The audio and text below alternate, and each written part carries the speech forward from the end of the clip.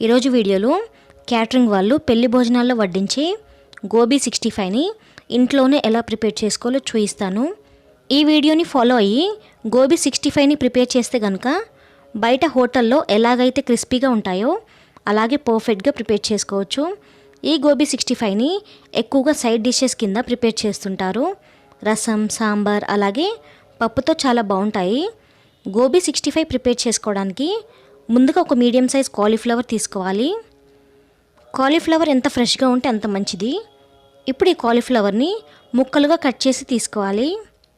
ముక్కలు అనేవి ఈ విధంగా మీడియం సైజులో ఉండేలాగా చూసుకొని కట్ చేసుకోండి. ఇప్పుడు ఈ కాలీఫ్లవర్ ముక్కలన్నింటినీ కూడా ఒక బౌల్లోకి ట్రాన్స్ఫర్ చేసుకోవాలి.